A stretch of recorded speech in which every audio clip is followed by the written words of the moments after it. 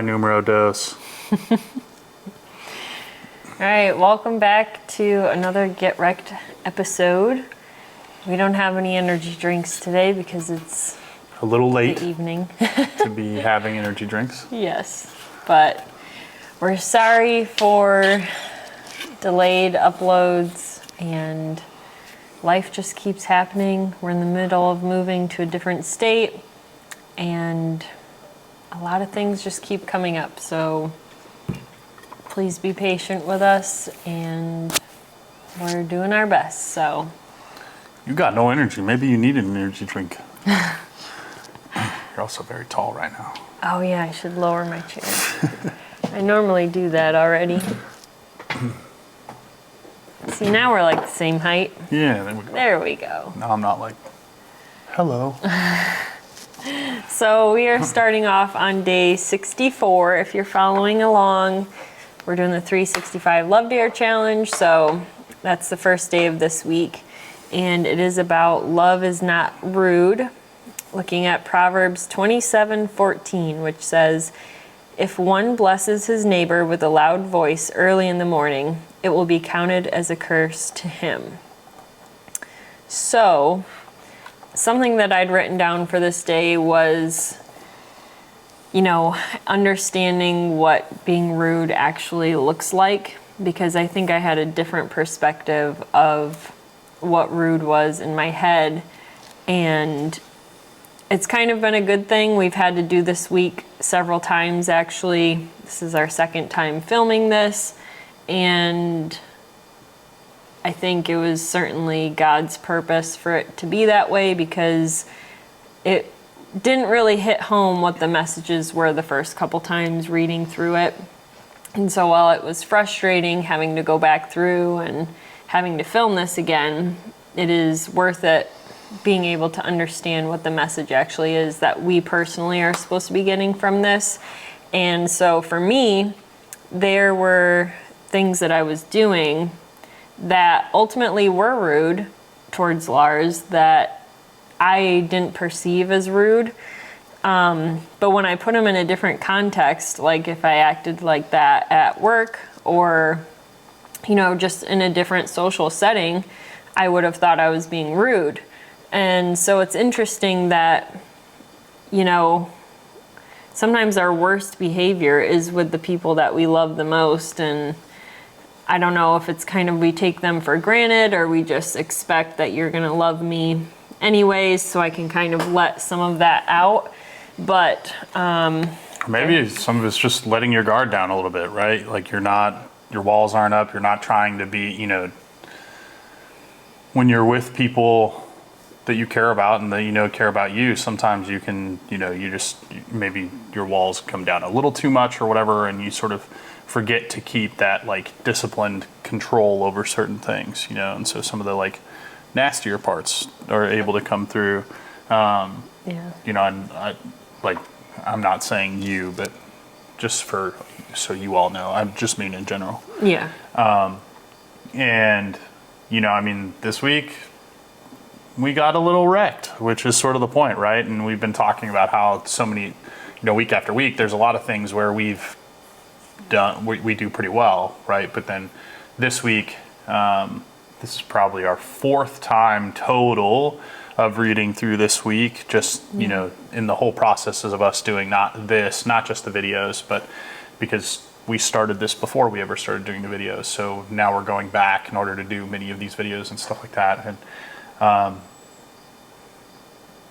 like you're saying, the whole spiritual discernment, this was a time that we were supposed to have, because there's more reflection. That's part of the reason why we're doing this whole podcast thing, or whatever you want to call it, is there's more reflection that we're forced into. And then, we can't just sort of hand wave it, right? Read it real quick and move on with the day. We actually have to come back. Okay, the lighting is awful. I can fix it in editing. You sure? I think so. Sorry if the lighting's terrible. We've just apparently lost all of our lights. Natural lighting, people, it changes. I guess. So basically, one of the key points for the day was obviously the dare for the week. And, you know, the dare for the week has been, what is that? Chickens running outside. Oh, okay. It sounded like something was on the stove. Anyway, so we'd laughed the 2 or 3 other times that we did this, and we're just kind of like, because it's worded oddly. Yeah, so the dare is during this week, contact your spouse and ask how they're doing. Have no other agenda but to encourage and value them. Should they have a need, do what you can to meet it.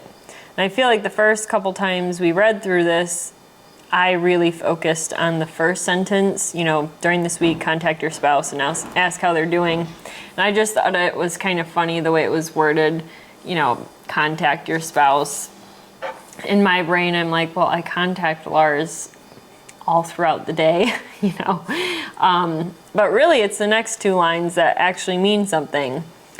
You want to encourage and value them, and should they have a need, do what you can to meet it. And that was something that we both have kind of been, well, I don't know, I feel like you try really hard to help refill my cup, but I don't do as well helping Lars refill his, and so that was missing on my end. And we just had some really stressful kind of events for 2 weeks straight, essentially, that made a buildup occur. And then we had an argument, and this whole week addresses a lot of that. So, well, and she's not the only one who's, Ray's very critical of herself, but like,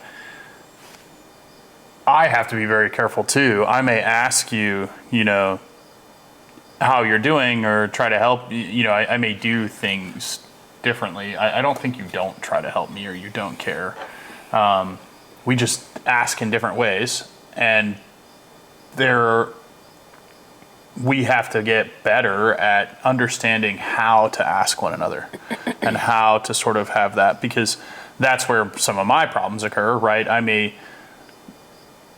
If I'm starting to get, run low on energy or whatever, or, not starting to do so well, sometimes I don't ask in a manner that is polite, right? And may come across more rude. And that was part of, the thing that we struggled with this week. Well, I struggled with this week was, I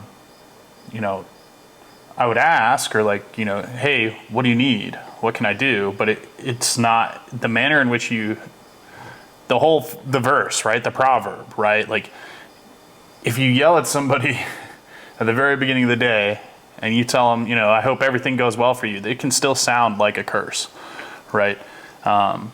And it's not just the, oh, poor child, I'm going to pray for you kind of thing. Like, I think that's what we go to when we read that proverb normally, but it's also just the manner in which you say something to somebody. And I think that's why it specifically talks about like the loud voice, right? Because you may be saying hello and you're trying to be nice, but if you yell it in a certain tone, it means something completely different, right? And that's where, I had to do some work and reflection this week, was in that regard as well. And so, I don't know, that's just kind of day one, I think, is, love is not rude, and you have to be, this is where that discipline choice of, you really need to kick in some of the discipline, at least for, myself or whatever, is, hey, is the way you're saying something the polite way to say it? Especially because, as we get through the rest of the days, I'll talk about some other things that I sort of, my natural tendencies or whatever that make this, made this more of a get wrecked sort of week. So on to the next day? Yep, day 65. Love is polite, looking at 1 Peter 3, verse 8, which says, all of you should be like-minded and sympathetic, should love believers and be compassionate and humble.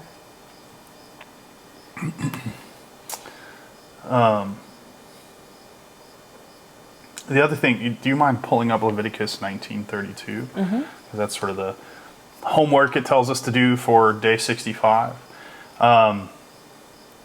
But this was the day where, talked about not being rude, right? But then being polite. Love is polite.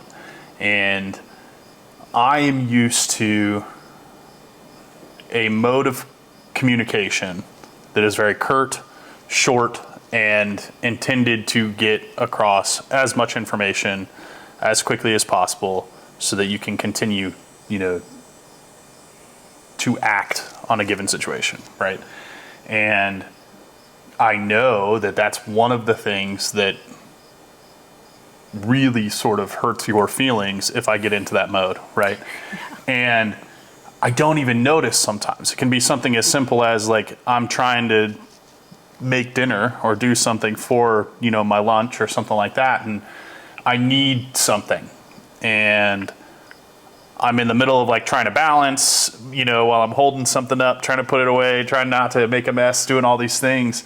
And so I just get into this mode of, give me that, right? And, give me the tongs. And I don't intend it at all in like a mean manner, but my voice, the tone of voice really matters. And the speed, the speed at which I'm saying the words and things like that really matter.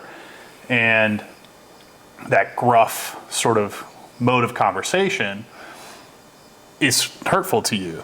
And so I have to be very careful to not drop into that. And one of the things that, the past couple of weeks, we've had a lot of stuff that puts me into that mode of like thought and that mode of conversation. And this is how you act and how you prep for certain things and do certain things for what you're doing. And yeah, well, we were in like work mode nonstop basically for right. 2 weeks, and so and things were also not going well. Yeah, at all. It's pretty. So the work was great, but everything outside of work was like very, very making the actual work pretty difficult.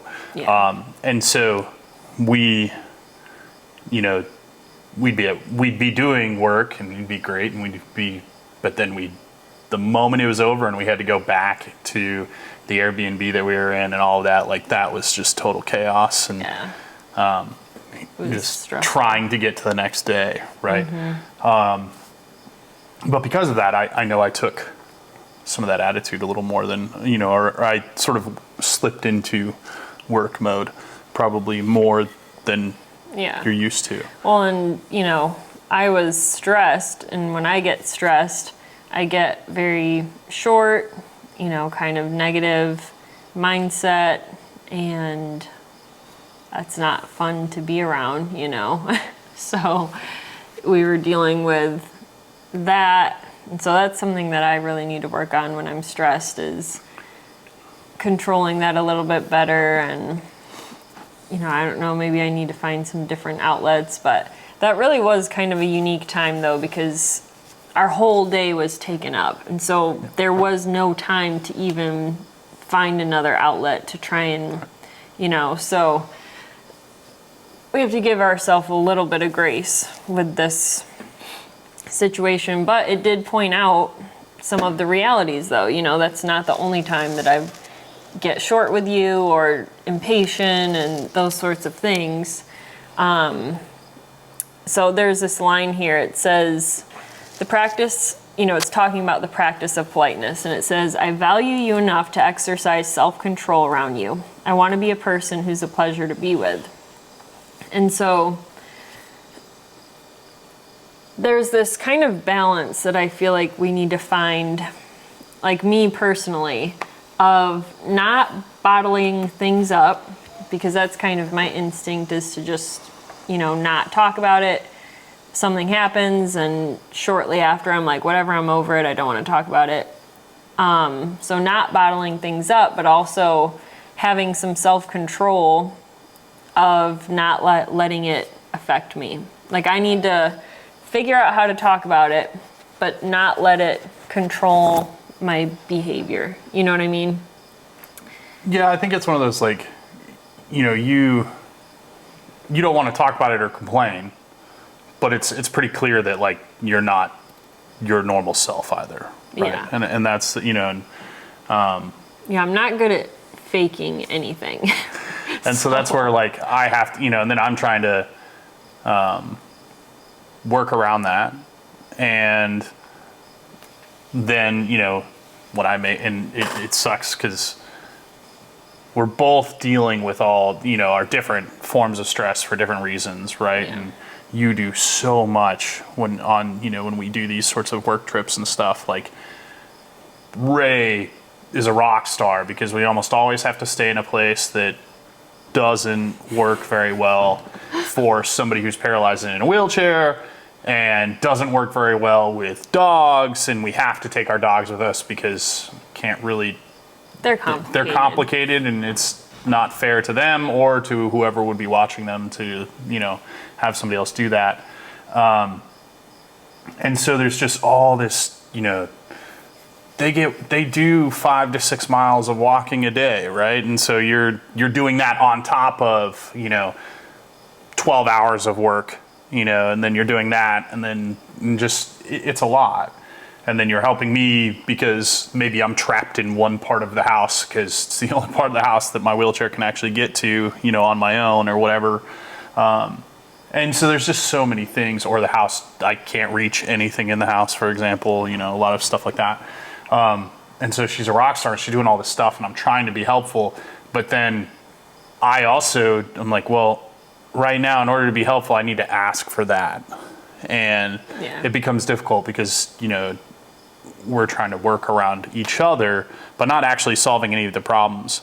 And so trying to work on that, right? And I think that's where day 66, love is gracious. But before that, I do want to talk about Leviticus 19:32 to make sure that, we don't miss sort of the homework. So it just says, stand up in the presence of the aged, show respect for the elderly, and revere your God. I am the Lord.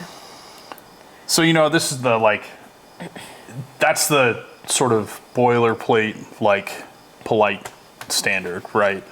And I think that's another reason why this was always difficult for us until now, right? And we didn't see it in the same light, is because that was sort of the homework. So we go, oh, okay, well, yeah, of course, you stand up, for the elderly and stuff like that or whatever. Yeah. The general socially acceptable being polite things, we were like, yeah, we're fine with that, Well, in taking that at face value, right? That's where we were making a mistake. Is just read Leviticus 19:32 and take it at face value. Don't try to, dive in and reflect on it. We weren't doing a very good job of that before. But that's where grace is important, and so that's day 66. Love is gracious, and gives us Psalm 112:5. It is well with a man who is gracious. So. This is the thing that I need to kind of work on, I think. This and the next day, day 67, which is love is considerate. Because Ray jokes all the time, and we've, talked to other people who have similar backgrounds and stuff like that. But I'm pretty bad, I do care so much about you, and I want you to be comfortable and things like that, but there's a mode in which I understand or think about discomfort or whatever that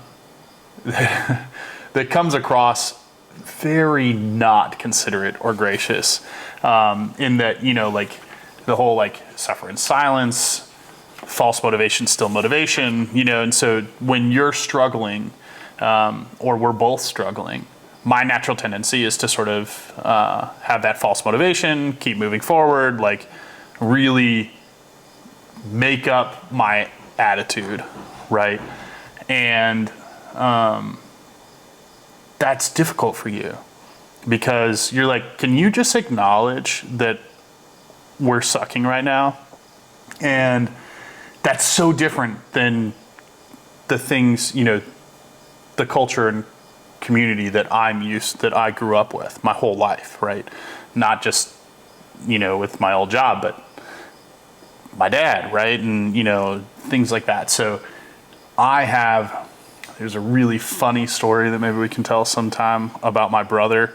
He's still to this day tells this story. He's 28 years old now. I'm not sure. This probably happened when he was like 6, but he still tells this story where we went on a bike ride with my dad, and 6 and 10 years old, right? We're not big, right?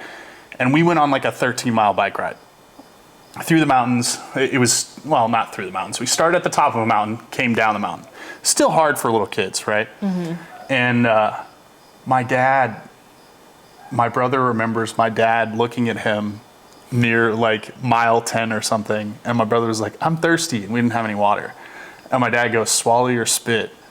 And just, so my brother to this day, he's like, yeah, that's my dad's answer is if you need something, swallow your spit. But just like super funny sort of story. But that's the, like, it's not that my dad didn't care, right? It was just, there's no other option. Like, hey, we've got 3 more miles to get home or before we can get water, right? So like, you just got to suck it up, buddy. I'm sorry. Like we screwed up and we don't have everything we need. And so I need to be much better about being more considerate and gracious. And I'm just a little lady, you know? I need some sweetness and like. Yeah, and that's like, I feel bad because it's not that I don't care about you. And I know how much you care about me, but in those times when I'm already struggling and then I'm like voicing to you that, something's hard and you're like, yep. I'm like. Yeah, I'm like, yep, it's hard and we just got to move. You got to take the next step. There's nothing we can do about it now. I'm like, I do the rude thing. A little bit. Or I do the thing that's like, that I was talking about with day one, right? Is be careful how you ask. Because that's where I go, what do you want me to do? What can I do? And, because I'm like, okay, I know there's a problem. We know there's a problem. How do I solve it? And I've got to be careful about how I ask that, right? Because it comes across rude and mean and, instead of uncaring. It's just like, right? When I'm seeking tenderness and then you also respond like that. And it's like. Yeah. And that's where, this is like a place where I need to get much better in our relationship and, sort of continue to grow is, yep, I need to. I could toughen up a little bit, but. I mean, I want to be a lady, I don't want to be this like tough, gruff, like, yeah, whatever. Like, that's not me. I'm not, You're pretty tough. I could be that, but I don't want to. I want to be the lady who's like, no, just love me a little bit and, And, and you should be able to be, right? I shouldn't expect you to work through things and think about things in the way that I'm used to, right? Very different circumstances, very different worlds, and not normal, right? And so that's where I have to get better.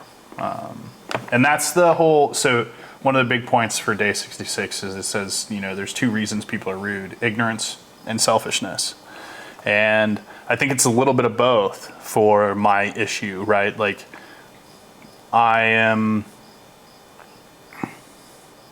maybe it is just, I hate to say this, but maybe it is more selfishness because I just want to solve the problem, right? And so I end up being rude because I'm not trying to, I'm not focused on you as much as I am on like, hey, let's solve the problem so we don't have to feel this way anymore, right? Or something like that. So maybe it's selfishness, not so much ignorance, because I, do know, I know it's a problem, right? So I should work on it.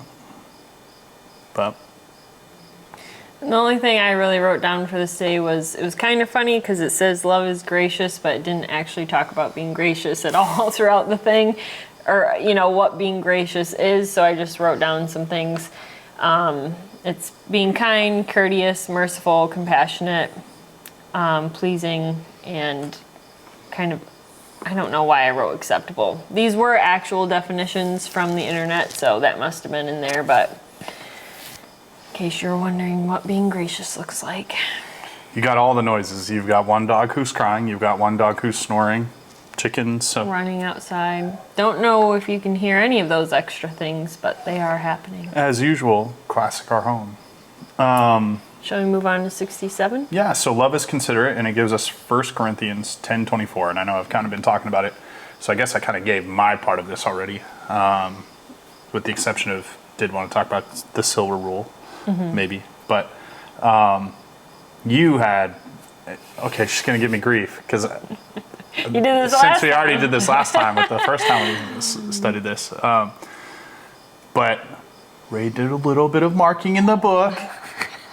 I won't say So highlighting, naturally- I don't know. so So I go, oh, I naturally wonder Lars what is the like, thought is there, right? Here, Ray, it's your whole shebang. There you go. Well, when you mark, when there's 2 paragraphs and you like sort of mark off a whole paragraph, you know, like I go, I wonder what it was about that paragraph that made Ray decide to mark off the whole paragraph. And so, you know, that's why we're here, right? I want it to be more of a conversation instead of just me babbling, because that's what it usually ends up being, is me just talking. So, like, that's why I If it go. weren't for you, it wouldn't really be a whole video, because I would just be like, here's my, 1 bullet point for each day. Take up 5 minutes of the whole video. Maybe some people would appreciate that, so maybe you need to just do your own videos where you do like. That's okay, my real daily quick. videos. That literally is what the daily video is. Fair. So watch my shorts daily videos if you want that kind of content. We're trying. We'll get better and better, guys. Yes. It's hopefully after November, like starting the beginning of November. Yeah. Knocking Once on we're wood. fully moved, everything's done. Yeah, because there's not just moving, there's a lot of other things also going on leading up to the move. So Weddings, friends. multiple yeah, it's weddings, chaos. But trips, things. So anywho, so love is considerate, 1 Corinthians 10:24. No one should seek his own good, but the good of the other person. So I marked off the whole paragraph because I thought the whole thing collectively was great, so I'm going to just read it. It says, do you wish your spouse would quit doing the things that bother you? Then it's time to stop doing the things that bother them as well. Will you be thoughtful and loving enough to discover the likes and dislikes of your spouse? And if you are able to avoid any behavior that causes life to be unpleasant for them, will you make whatever adjustments are required to accommodate their sensitivities? So, the first question, do you wish your spouse would quit doing the things that bother you? I didn't think of anything for you, but I immediately thought of my being short and kind of getting attitude-y short with you for no reason. It's nothing about you, it's just my general mood, and so then I let that come out. And,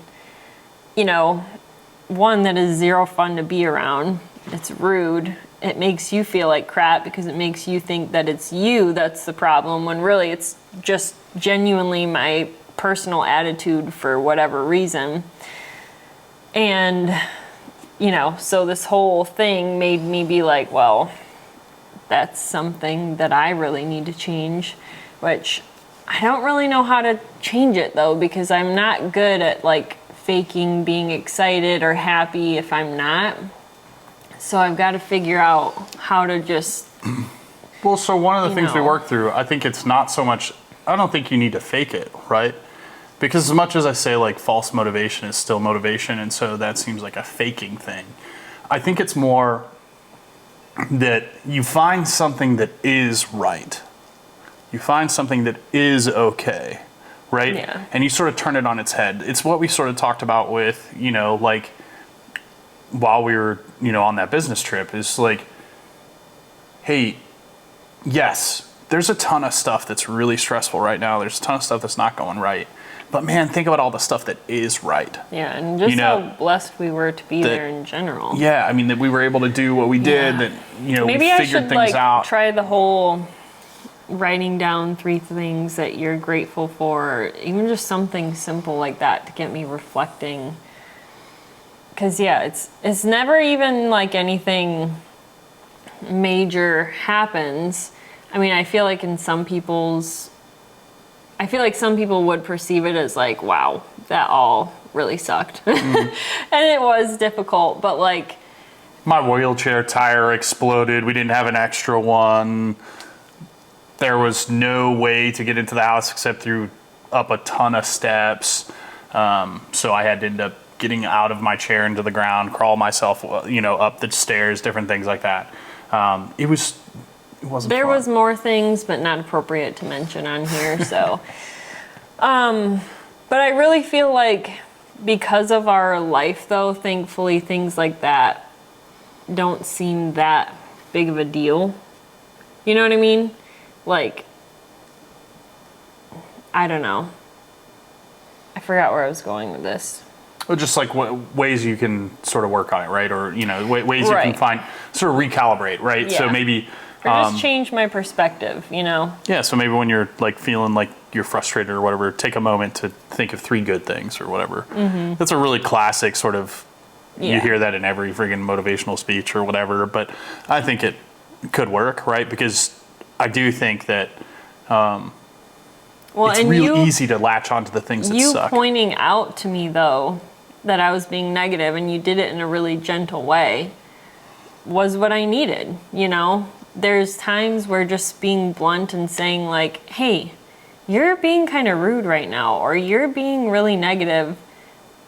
In my head, like in the back of my head, I know that, but I'm thinking of whatever has me frustrated or whatever has me upset or down or whatever it is. And that kind of putting it out there in the open, making me face that my attitude is a problem, is part of me being able to then go and fix it. Well, and that's why it's so important that I be able to, be gentle and polite, right? Because if I'm not, then it just makes things worse. Yeah. Right? And Like, could you imagine, some people swear at their wives and things like that. Like, if you would have told me you're being such a bee right now or something like that, how different that whole situation would have been versus you did do it in a really good way. Like, there was no way I would tell you to change how you did it. But yeah. So I don't know if we got off on a tangent there or not, but No, that was Love is Considerate. yeah. Do you have anything else on that day? So, no, we'll come back to it because there's a prayer at the end of day 67. Oh, but right. there's no questions and there's no prayer at the end of this week. So I thought that we could come back to that prayer as our final little thing. Yeah. So day 68 is love thinks of others, and it gives us Matthew 7:12. Therefore, whatever you want others to do for you, do also the same for them. So this is where like the golden rule conversation for me pops up. Right. And this is just sort of one of my tangential thoughts that's attached to what we're talking about, right? Which is a lot of people, there's a chance that in moral relativism, right, which is not what we're necessarily talking about, but a lot of people take the golden rule and they say, okay, do unto others as you believe should be done unto you, right? And people go, well, if I was a terrible person, I would want somebody to stop me from being a terrible person by doing X, right? But I'm not a terrible person, so you shouldn't do that to me, right? Is what some people sort of twist the golden rule into. Mm-hmm. And so there's actually sort of a Jewish, traditional rule that's called the silver rule. It's put down by a rabbi named Hillel. At least that's usually what it's attributed to. And it's that what is hateful to you, do not do to your neighbor. And I think I liked that when I first learned about that, because it's not so much about do what you think should be done to that person, which is what the golden rule sometimes gets twisted into, right? It's, no, I would never want that. Like, that's bad to me, so I never want that to be an option, period. Yeah. Right? I don't think it's right to, yell profanities at you, right? And so that's hateful to me. So I don't want, it's something I don't want to choose. So I want to make sure that I don't do that, even if that's what somebody may deserve, right? That's the whole part of grace, love, God, Christ, right? That's what we're talking about here. And it makes it so much easier. You can't really twist it. You go, no, I said that this is something I would not choose, so it's something I shouldn't do regardless. And that has played an interesting role in the way I look at a lot of things that I used to not really have an opinion on, right? Like that are political or whatever, and I won't necessarily get into it because I don't think that's the forum that we're in right now. Which, if you guys are interested and you want to see stuff like that, put in the comments section and tell us, hey, yeah, I'd love to see videos on that or whatever, and we can talk about it. Yeah, politics or laws, things like that. There's something, like when I start to think about it from the perspective of the silver rule versus the golden rule, it really does shift my thought process of like, ooh, maybe that's not something I should support, or maybe that's not something that I don't have an opinion on, right? Because there's so many things that I think the vast majority of people just go, look, it's not something that I have to deal with. It's not something that I have to make a decision on, so I don't have an opinion. That was me for a very long time, right? Or it doesn't affect me, so. Right, so I'm just going to stay away from it. But then learning, the silver rule and sort of understanding it better, that changed a lot of the way I look at a lot of different issues, right? And I go, okay, maybe if I'm going to stick to my, if I'm going to say that I am a man of Christ, right? And that I hold certain morals and truths to be true, right? Then I really should be very careful about the way I look at certain things, right? These things are hateful. These things are the things I should not choose. So I should not support them regardless of where they go, right? And so that was just kind of what I took from day 68. That's sort of a bigger picture thing, not necessarily our relationship. I think we try our best to not do the things that are hateful to ourselves. So we're not super rude to each other or anything like that. But so this day's a little different, I think. But I do think, hey, go back to the title, Love Thinks of Others. Yeah. And the day itself really hones in on the golden rule. Yeah. But the title, I think can very much be applied to not just your relationship, but to others in general. We are called to be a community of followers of Christ. And so, thinking of others and being thoughtful in general obviously is a wonderful thing to do. And you can bless people very much by going out of your way, being thoughtful. Doesn't even have to be a big action or a big anything. But just any kind of extra thoughtfulness goes a long way. Do a couple dishes for your wife. You'd be surprised. Yes. Just randomly, I'm going to wash these 3 plates. I'm like, whoa, my gosh, thank you. Amazing. That's right, guys. Pro I'm tip amazing from Lars. because I washed 3 plates out of the 10 that are in there. I'm great. It is incredible how many dishes we make in a day. I don't understand it, but. So day 69, love avoids an argument. And it gives us Proverbs 27:15. An endless dripping on a rainy day and a nagging wife are alike. I just love that one. It's so just yep. That is how and it goes both ways. Is. Right? It goes both ways. You don't want to nag. Being a nagger is bad. Probably shouldn't have said that. Somebody's going to turn that into something weird. Just don't even. Nagging don't is nag. bad. Okay, so And I love the first line too. One of the sweetest sounds in marriage is the silence that could have been a nagging comment.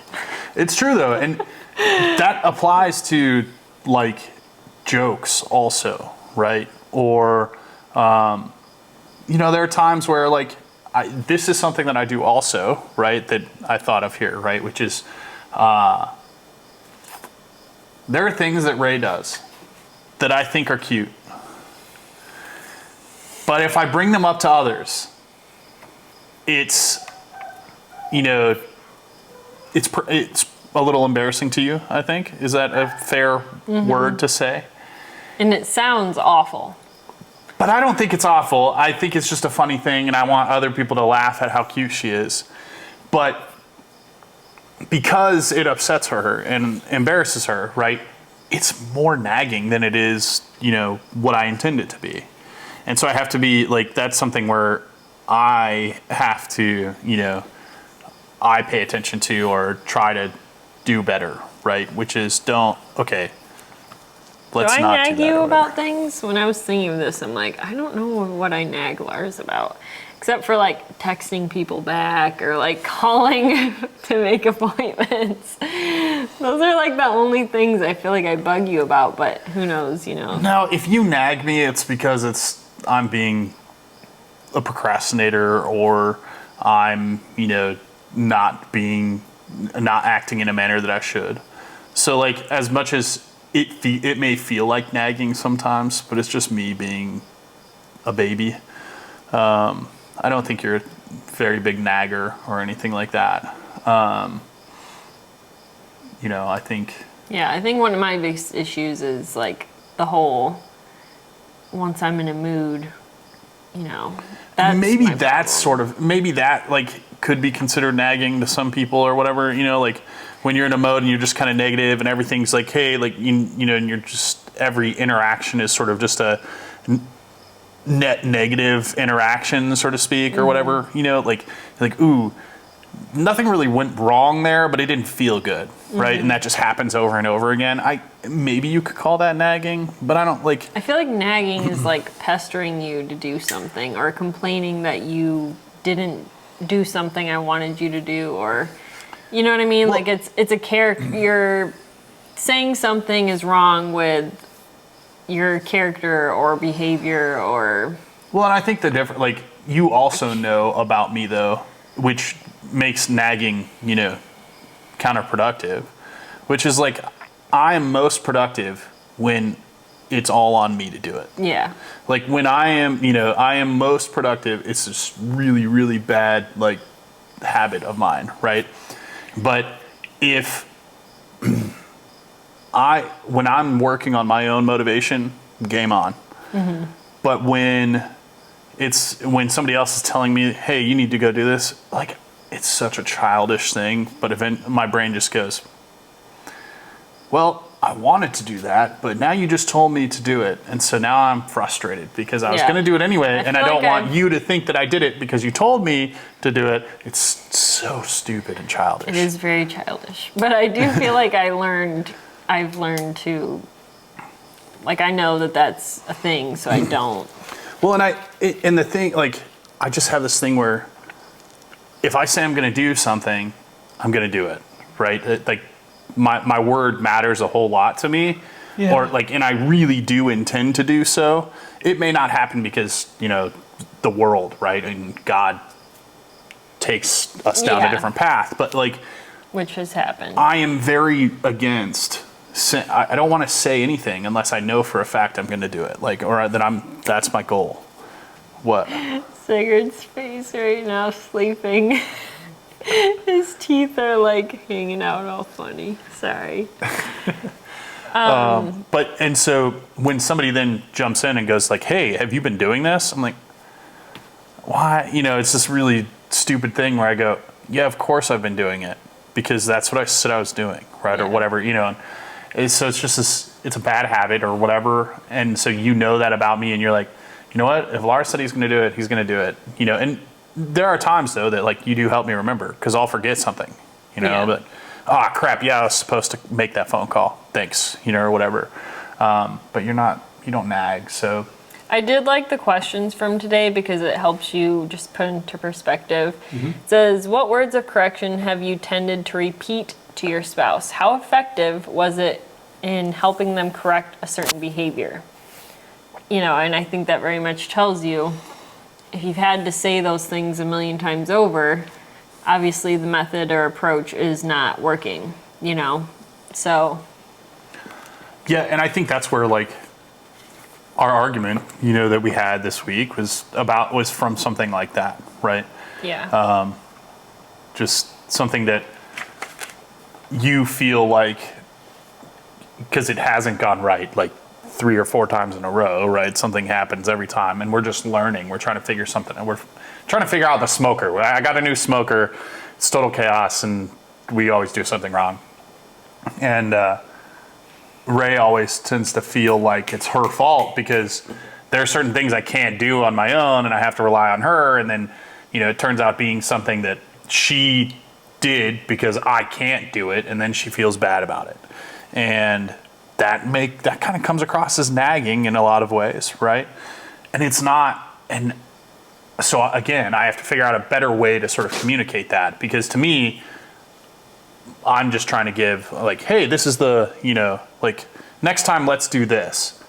I don't mean it. I don't intend it to like say, hey, like you messed up, like way to mess it up, Ray. No, I know, but I already did that in my own head. That's like yeah. So that's where I have to figure it out, right? If something doesn't go right and I did it, I have this issue where I feel like I failed, and I'm like so frustrated with myself. And then, it's not even that you do it in a harsh way or anything at all, but you telling me, oh, this is how it, can be corrected or better or whatever. In the moment when I'm already really frustrated at myself, it's like not the moment that I want to hear it all, how I need to fix it. And that's just my own problem. I need to realize that I'm going to fail at many things in life, and I need to work on my growing. timing, right? Like, very important to be good on my timing and, give you that time. So next time I think of something like that, I got to write it down, right? Because it'll give you a minute to get through that moment, not be frustrated with it. And then I can be like, okay, hey, you know what? Next time, like, I was thinking, and maybe we should do this, right? That way it doesn't come across as like, way to mess it up again, Ray. Like, I have never said those words. My brain, though. I have never said those words. You haven't. But that is literally how I take it in my brain, though. Like, I'm like, you're like, yeah, I think it would have worked better if you did blah, blah, blah. And in my brain, it was like, yeah, if you would have just done blah, blah, blah, it wouldn't have been messed up. I promise you, No, he never says it second way I said it. But in my brain, that's how it gets twisted. So I have to be better. Like, so I have to be better about my timing, right? To help fit you. Just like you've gotten better at, hey, like, he's going to do it. And you do it in a manner that's like, hey, reminding me in case I did forget or something like that. But also, hey, like you said, he's going to do it. He's going to do it. And so that's where I need to work on it, right? So on to day 70, love doesn't gossip. Proverbs 11:13. A gossip goes around let me start over. A gossip goes around revealing a secret, but the trustworthy keeps a confidence. Yeah, so a gossip will go around as in a person who's a gossiper, right? Goes around, tells all kinds of stuff, can't be trusted. Oh, I see. Whereas a person who's, trustworthy will keep something in confidence. Yeah. And I think this is just a good story. I think this is more, I take this more from the perspective of like love, right? If you're trying to be a loving person, probably shouldn't be a gossip, right? Because no matter who you are, we have people in our family and friends and stuff that are like gossipy, right? And you go, if you're talking crap about this person now, what do you say about me, right? Yeah. And it hurts your ability to be, to trust them. Yeah, and so then if you're trying to be a loving, Christ-like person, man, you really can't ever come across that way if you don't come across as trustworthy, right? Mm-hmm. Because then they go, I don't know who this person is for real at all. Yeah. Like, I think that they're, they come across this way with me, that they care about me, that they, want to help me and all these things. But then they're not that way with this person. Mm-hmm. So what's that mean? But then when we're with that person, they don't do that, right? Or whatever. And, so you have to be, it's important not to be a gossip. And I think that's kind of where I think this day came from. Yeah. It says gossip is sharing dishonoring information with someone who is not a part of the problem or the solution. So. And that's kind of hard too, like in some ways, because when you're with family or friends and you're with a group of people that you're all really close, there's a difference between like, hey, this is what's going on in this person's life, and you're just kind of talking about it and maybe venting with somebody that you care about, versus gossiping about that other person. Yeah. Right? And you have to be very careful, though, because venting can turn into gossip pretty quickly. Mm-hmm. And you have to know where your level of trust is with the person you're talking to, right? Yeah. And what kind of person they are.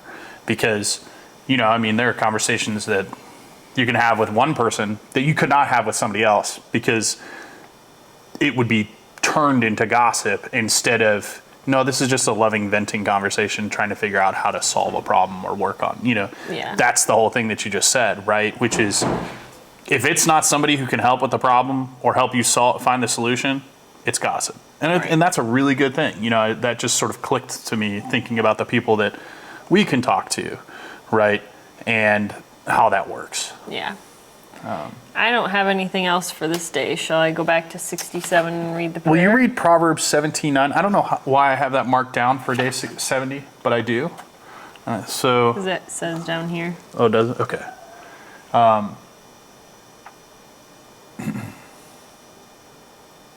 And then after that, we can go back to Day 67. day 67, and we can close out with, let's go to 69 first, read the questions again, and then go to 67 and read the prayer. Does that work? It says, whoever would foster love covers over an offense, but whoever repeats the matter separates close friends. So that's the whole gossip thing, right? Mm-hmm. Like, you need to know, that you're not repeating the offense through repeating it to somebody else. What questions are you talking about? Day 69, remember you read the couple of questions that they had there? Oh, it just says, what words of corrections have you tended to repeat to your spouse, and how effective were they in correcting that behavior? So think about that as, that's the questions to think about throughout the rest of this week as you're going through your days, and then we'll close out with the prayer. It says, Heavenly Father, reveal to me any ways where I've been insensitive and rude around my spouse. Show me my blind spots and give me the wisdom and desire to add grace to my behavior. In Jesus' name, amen. Amen. And so that will help you answer the questions that, were presented this week. And yeah. Well, interestingly enough, one of the shorts that we did, because the shorts videos are behind from where we're at now. So we're like in the day 30s or something.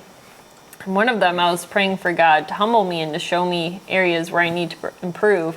And lo and behold, did he certainly do that. So if you ask God to reveal things to you, he will. So, yeah. So thanks so much for watching, and we'll see you in the next one. Get wrecked.